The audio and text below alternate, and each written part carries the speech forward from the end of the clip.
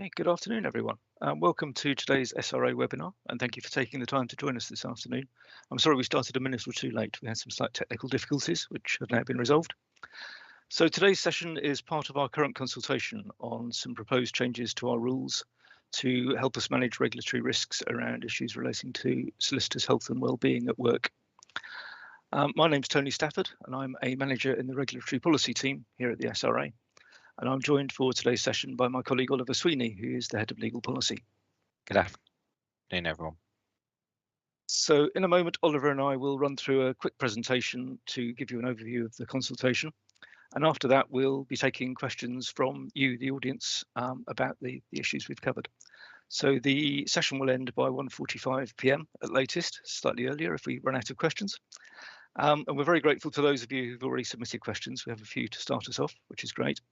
Just to let you know that you can submit questions at any time during the session by clicking the link which you should be able to see under your video player on your screen. So please do take the opportunity to ask anything you want about the consultation. We'll try and group questions together if they cover similar ground and get through as many as we can. So we'll move into the presentation. And I think the very first point I should make is that it covers two proposed sets of changes to our rules. And neither of these, in our view, represent a major change to the scope of our rules, but we do think they're important because they should help the individuals and firms that we regulate to understand what we expect in this area and how we'll deal with these issues. And they should also support us in taking steps where we have to manage regulatory risks to solicitors, clients, and to the wider public. So the slide is showing the summary from the consultation paper of the purpose of the two sets of changes that we're proposing. The first set of changes is to spell out how we expect regulated individuals and firms to treat colleagues in the workplace and also to underline the things that they shouldn't do. We're proposing this because we know from our own casework, but also from other evidence that's widely available, such as work by Law Care and by the Junior Lawyers Division, that there can be issues with the unfair treatment of people working in law firms. And we also know that those issues can at times raise regulatory risks of the kind that we need to deal with. So the aim of these changes is to make it clear to everyone how we propose to manage these issues. The second set of changes is to help us manage concerns about a solicitor's health potentially affecting their fitness to practice. And that includes situations where a health issue comes to light after we've already received a complaint about misconduct by a solicitor. Now, those cases are rare, but where they do come up, clearly we need to handle them in a way that's fair and consistent, both to protect the solicitor involved and also to protect their clients and the wider public. So that's what we hope these changes will do. So Oliver's now going to run through a little more of the detail about the two sets of changes, and then we'll outline how to respond to the consultation, and then we'll move into questions. Thanks, Tony. So firstly, looking at wellbeing and unfair treatment at work. In the course of our regulatory work, we have seen some fairly serious cases of people who work in law firms being treated unfairly, and this can create some fairly significant regulatory risks. I think it's fair to say the most well-known examples are these cases where an individual is found to have acted dishonestly, for instance, by misleading clients about case status, but where upon investigation, the background to that conduct has included bullying by senior members of staff or an otherwise negative work culture. And this may have included pressures to take shortcuts or act unethically. Now, these are examples in addition to complaints we received directly outside of existing investigations about bullying, discrimination and harassment in the workplace. There is also wider evidence of unfair treatment of people in law firms, including via surveys from Law Care and the Junior Lawyers Division recently. And ourselves, when we recently carried out a thematic review of workplace culture in firms, we found that whilst most respondents felt their firms had a positive working culture, there was a significant minority, 1/4, who did not. And these people often also highlighted worries about being able to report mental health issues or bullying behaviour. So from a regulatory perspective, unfair treatment of colleagues can ultimately affect both the interests of clients and wider confidence in the profession. And that since it may create serious regulatory risks, we do want to take action. Now, in most cases, we already have clear grounds to do that because our principles require firms and individuals to act with integrity to act in a way which encourages equality, diversity and inclusion, and in a way which upholds public trust and confidence in the profession. Similarly, our codes of conduct require people and firms to comply with legal and regulatory obligations, which includes obligations under equality law, employment law, health and safety law. However, what we're proposing to do is clarify our expectations by adding to our codes an explicit requirement for firms and individuals to treat colleagues fairly and not to bully, discriminate against or harass them. And that's in line with the rules of several other regulators, including particularly those of the healthcare professions. The proposed wording for this new requirement for individuals is on the slide, and the requirement for firms is similar, but also says that firms must require their managers and employees to meet this standard. So in the consultation, we're inviting views from you on this proposal overall, but also on three specific issues. Firstly, in this draft, we've used the word colleagues. In our view, we've used that word as it goes beyond a direct employment relationship. It will also cover people who work alongside consultants, instructed barristers. We think it covers all, indeed needs to cover clients or third parties, such as lawyers on the other side of a case. We necessary by the principles and by specific rules about acting in the best interest of clients and of not taking unfair advantage of third parties. So that's one question. The second specific question on this drafting is that we've included a requirement for individuals and firms to challenge behaviour that doesn't meet this standard. We think this will help promote a collegiate approach and promote a more of an active bystander culture where necessary. But we do realise and recognise it might be difficult for some, particularly junior staff, who may be affected by the conduct to do so. And we do want to listen and take into account any concerns which might be expressed during this consultation. Thirdly, we think the requirement should cover behaviour between colleagues outside the office, and that's where their relationship isn't simply a personal one in that respect. So, for instance, we think it will cover behaviour, bullying behaviour, obviously at a social event with work colleagues, and we're inviting feedback on that aspect specifically as well. Lastly, we are also inviting views generally on the way we plan to enforce these rules. There is more detail on that in the consultation paper, but just briefly for the purposes of this webinar, we want to be clear that we only intend to investigate allegations about behaviour that's likely to pose a serious risk to clients, colleagues or public interest. We certainly don't expect to get involved in disagreements about things like billing targets or allocation of work or routine employment disputes, unless of course those things are manifestations of a wider bullying culture. So we'd like to hear views about all these issues and the impact that the changes we have, and as Tony said, we'll set out how to do that at the end of this presentation. Moving on now to solicitors' health and their fitness to practice. So this is the second topic we're consulting on. Now, we know most solicitors who have a health issue during their career will manage it without needing to engage with us. So, for instance, they may change their practice or ask for help from their employer, and that's good.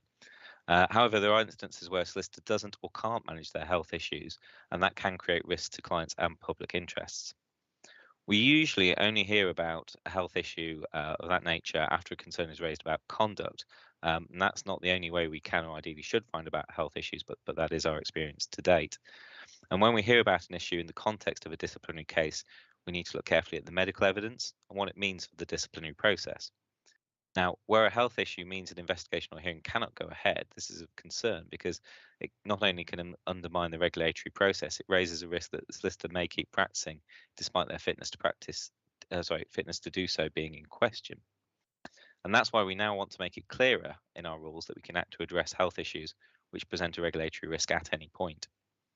So we're proposing two changes. The first is to spell out in our character suitability rules that fitness to practice isn't just about being able to perform the work of a solicitor, but also being able to engage with your regulatory obligations. This is because if the regulatory process cannot ensure accountability, it poses a risk to the public.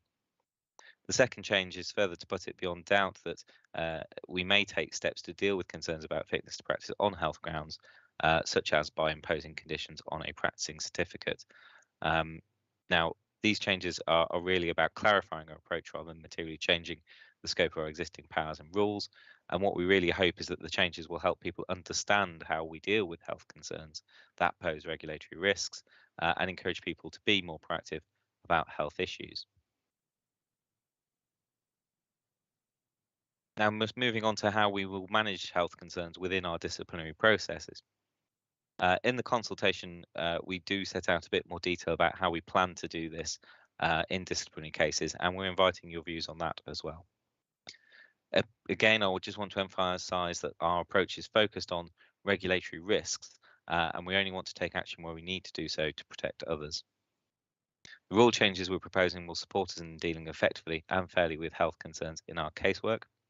And we've recently updated our disciplinary processes in any event to help us do that. Some of those details are on the slide, but in particular, what I wanted to emphasise is that we've updated these processes to make sure health issues are identified early on, that solicitors have the necessary opportunities to provide medical or other evidence, and that they're engaged with by people in the SRA with relevant experience and training. So the consultation paper, as well as discussing how we might work with these fitness to practice concerns, discusses the impact these changes would have on solicitors, clients, and the wider public interest. And we, of course, think these changes will be positive overall. We do recognise that certain people may be more interested in this than others, and it has more of a potential impact on them. That might include people with an existing disability. And what I think we'd be interested in, obviously, is your views on this. Some other groups who may be impacted are also referenced in our consultation paper. We encourage you to have a look at that. Further, we are, of course, in any event, monitoring the outcome of cases that do involve health concerns, and we can consider equality impacts as part of that process. So that's a further aspect on which we're very welcoming of your views on the impact of these changes. Tony. Okay. Thank you, Oliver. So just to sum up the consultation process and how you can feed in your views, as we'd very much like you to do. So the consultation's been running since early March, and it will close in just over 3 weeks' time on the 27th of May. So please do give us your thoughts by then. You can use the online questionnaire on our website using the link that's on the slide, or you can email the dedicated inbox for the consultation, healthandwellbeing@sra.org.uk. Or if you need any help or any adjustments made to let you respond to the consultation, again, just email that address and we'll be in touch to sort that out for you. While we're talking about consultations, I've also been asked to take this opportunity to let everyone know that in the next day or two, we're going to be publishing a new consultation on our business plan for the forthcoming year, so the year 2022 to 2023. And that will be available on the open consultations page of our website, which is the page where you can find the links to this consultation. So while you're looking into giving us your views on health and wellbeing, please take the opportunity to have a look at that one as well. And that one closes on the 17th of June. But as I say, we've got just over 3 weeks for people to feed in their thoughts on the current consultation on health and wellbeing. So that was a whistle-stop tour of the issues on which we're consulting. And apologies if that was a lot of information in a short space of time, but we now have plenty of time left to talk about questions. I'm getting a couple fed through as we speak to supplement the ones that we'd had in before the session. But Oliver, if I can, I'll just start with a couple of the ones that people have kindly already sent through, and then we can maybe look at the ones that are coming through and see how they fit in. Of course. So the first one that we had was one saying that law is a high pressure environment, which of course is something that's acknowledged in the consultation paper. But long and unsociable hours are quite often the norm. So what would the SRA say constitutes an unhealthy work culture given that wider environment, do you think? It's an interesting and important question, but I think for the purpose of the consultation, it's important to point out that this consultation isn't, and indeed the rule changes aren't about prescribing a particular working culture or pattern or environment. We do recognise that firms are different, might have different ways of doing things, and that can be legitimate. So we're not making an unhealthy working culture a regulatory offence. What we're doing is clarifying that behaviours like bullying or harassment are unacceptable in any work environment, and we want to work together to stamp those behaviours out. Now, the common factor, of course, is that if you comply with this rule, you're more likely to have a healthy working culture, and that's going to help avoiding the source of cultures which contribute to staff covering up problems or breaching our rules deliberately or otherwise in a way which impacts the public and clients. But I think that's important to note. But having said that, I think I would want to flag up our recently published thematic work on wellbeing, because that does contain some really useful examples of positive actions and good practice which firms can use to support healthy culture. So I think to answer that, I'd probably direct people to have a look at that thematic work. I think it's quite practical and useful. Okay, thanks, Oliver. We've had a couple of questions now about issues around reporting. So the first one was that reports of bullying and harassment and HR issues will occur from time to time in any large business, and they're often dealt with, of course, in-house in a way that resolves things perfectly well. So that question was, why and when do these become issues that need to be reported, or when the SRA needs to get involved? And there's a related one that's just come through from Andrew asking if our proposals are placing a requirement on the CULP to intervene or to deal with internal issues, or simply to report to us if an issue comes up. Good questions. In terms of the sort of first limb of that and reporting, I think it's probably easier to illustrate by way of examples, and that's why we've published with our guidance on the workplace environment some associated case studies. And I think those want to illustrate that, as actually we've said also in the consultation paper, that we're not going to be interested in taking action merely because an employment dispute has arisen, and a one-off complaint due to an isolated episode of bullying is unlikely to lead to regulatory action against a firm. But what we are interested in particular, is illustrated by the guidance and those case studies. And for the purposes of the webinar, a few examples would include a pattern of abuse of authority by senior staff, complaints of discrimination or victimisation which are not dealt with by a firm in a prompt and fair manner, complaints of bullying which have been raised by the firm over a period of time involving a number of staff, and again, maybe where inadequate action has been taken in response, a firm pressurising staff to withdraw their complaints, or similarly evidence that incidents are not being brought to light because of the firm's culture or inadequate reporting and disciplinary procedures. So those are the things that we're particularly looking at from a regulatory point of view.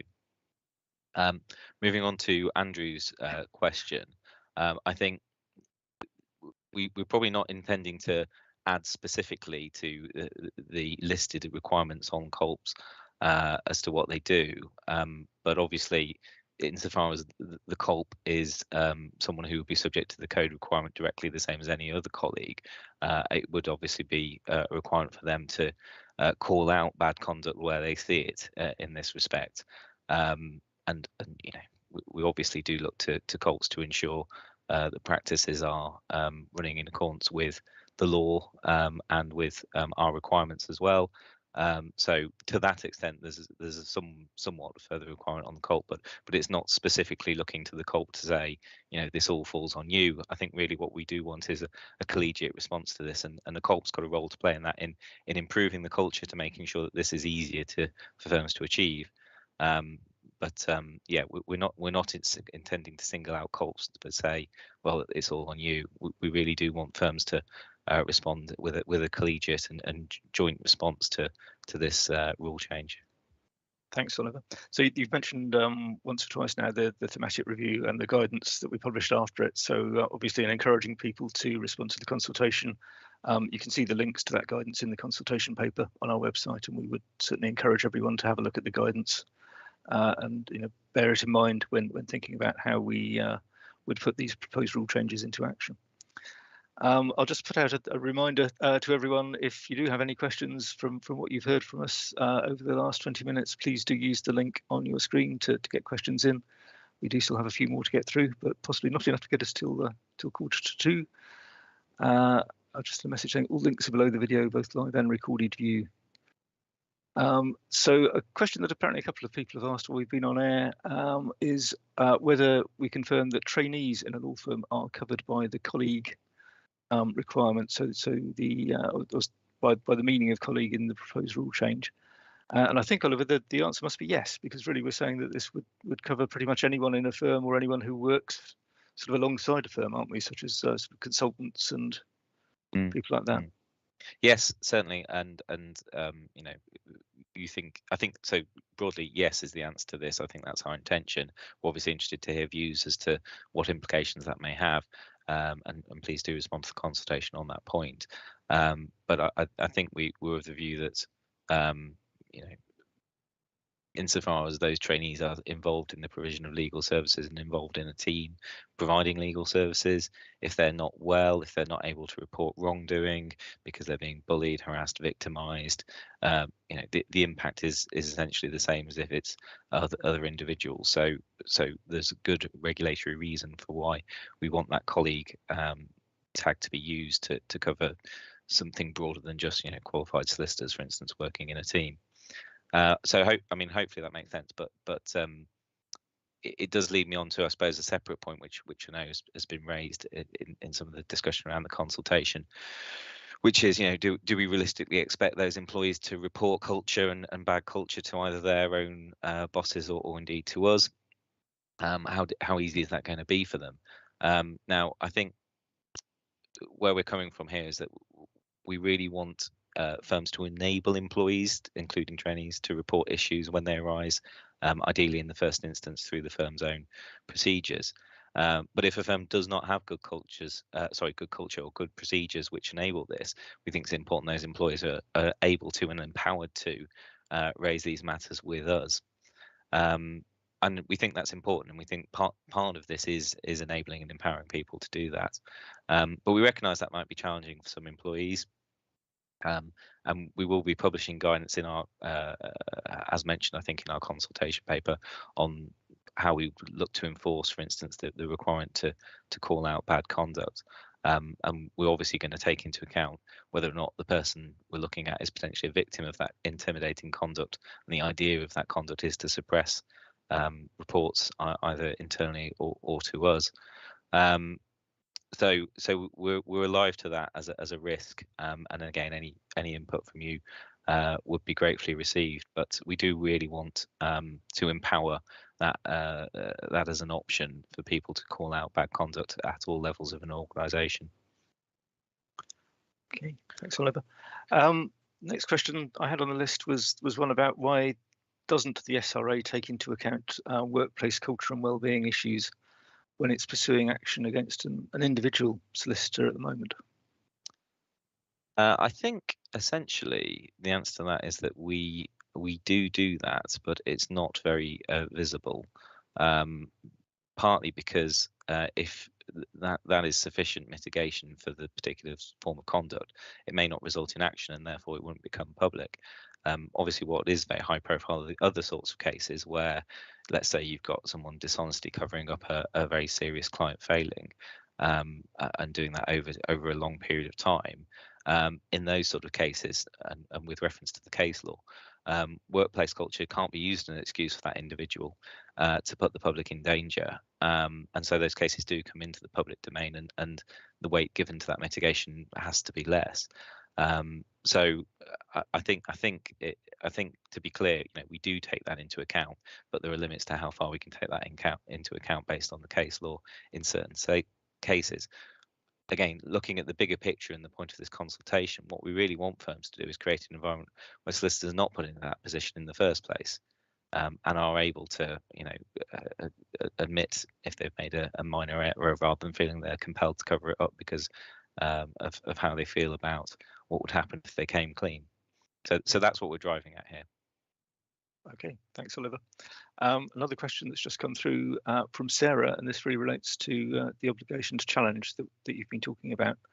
So Sarah's asked, do you envisage it realistic to take action against someone for failing to challenge conduct or behaviour? Or is that something that would really be more the responsibility of the firm? Interesting question, and again, we're welcoming feedback on how firms might do that directly, if that seemed to be more appropriate. But I think you can certainly conceive of a situation where peers certainly are able to challenge behaviour.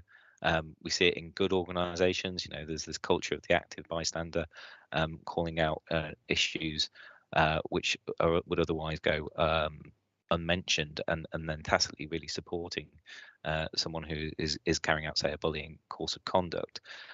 So you may see, that is a team with multiple partners in, and the other partners are able to call out that conduct and in a position to do so and don't.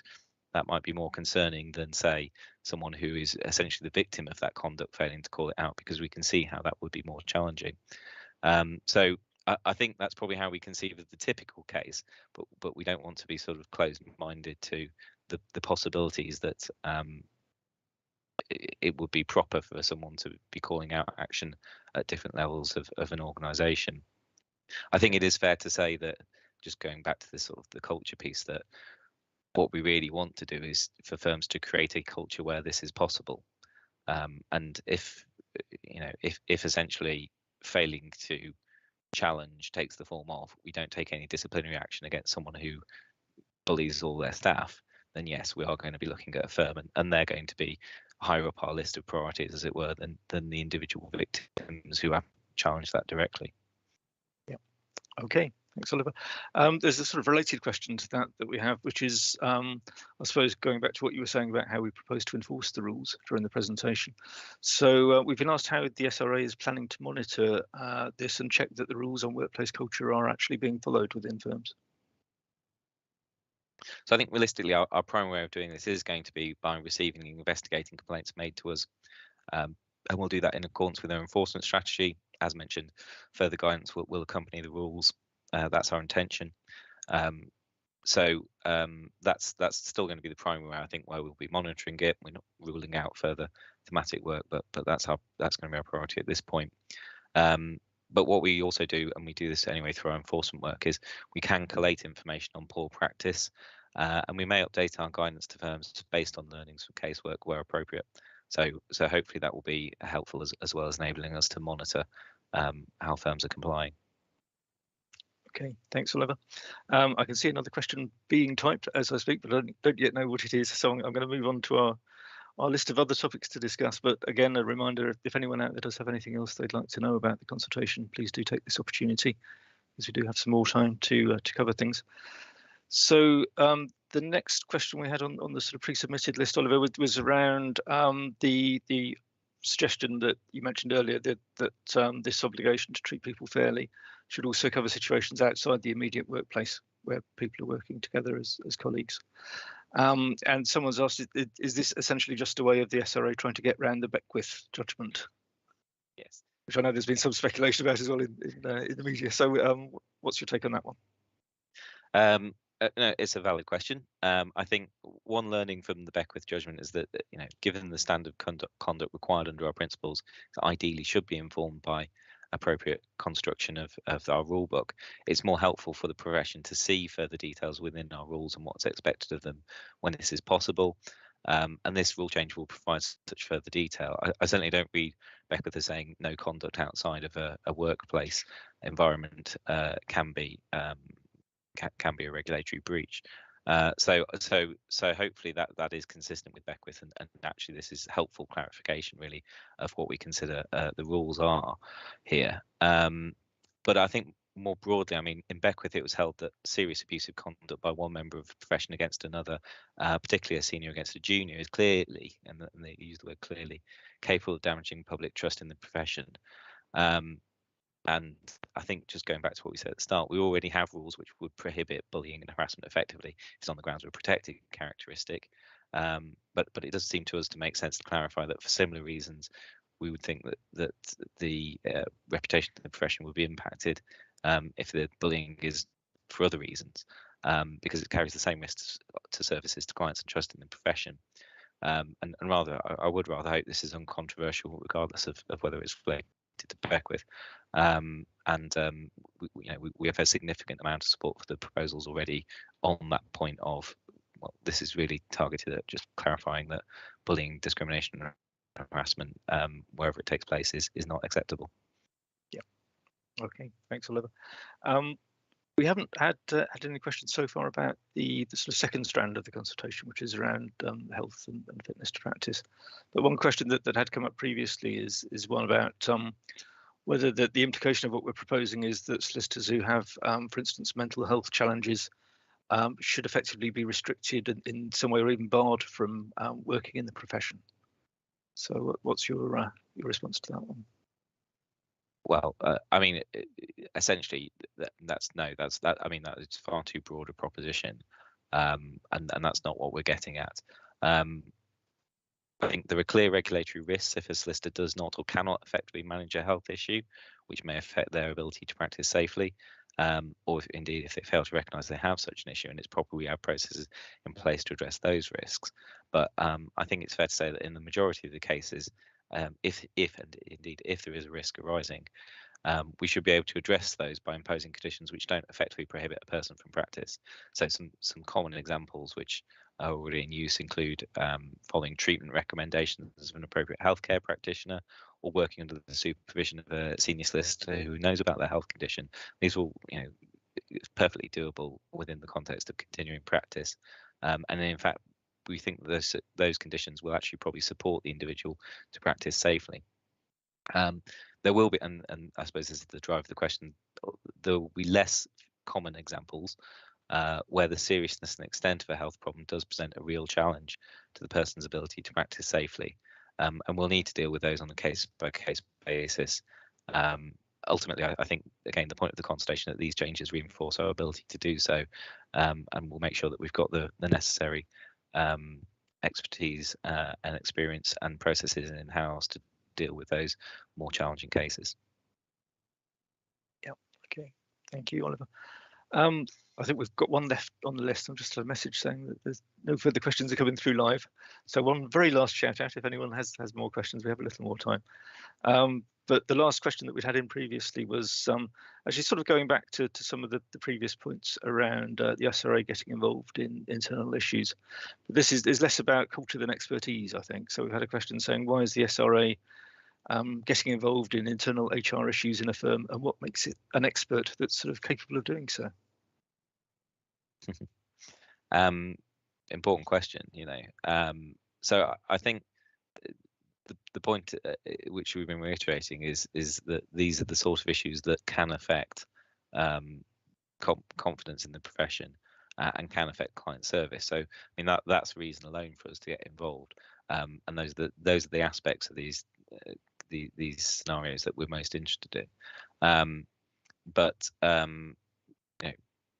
if colleagues are not being treated with respect and dignity, if they're being bullied and harassed, it's right that we should act to protect the interests of clients and the public, because the well-being of those engaged in the provision of legal services is vital to enable the profession to actually work effectively for the benefit of its clients. So I mean that's the rationale for getting involved. We don't think that, again, that we're in any sense of replacing or duplicating what the internal HR system does, but we are going to be looking at, particularly, for instance, if there are instances where that HR function doesn't actually result in complaints and proper processes being carried out, which means that people don't complain, which means problems get hidden up, etc., etc. So that, I mean, that's the angle we're particularly interested in, I think, through this. But to your point about expertise, we recognise, that we're not HR experts, or certainly not all of us are not HR experts. And as we do with any other case, we can call on external expertise when required, as we do now. Yep. Okay. Thanks, Oliver. So I've had it confirmed that we have no further questions. So I think we're nearly at the end of this session. Thanks again to everyone who's joined us today, and we hope you found it useful. Thanks in particular to those who've submitted questions either in advance or during the session.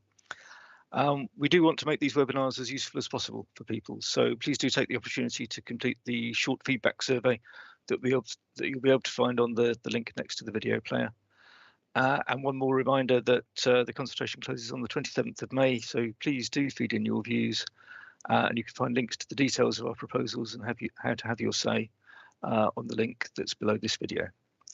So thank you very much, and on behalf of myself and Oliver, goodbye. Thank you. Goodbye.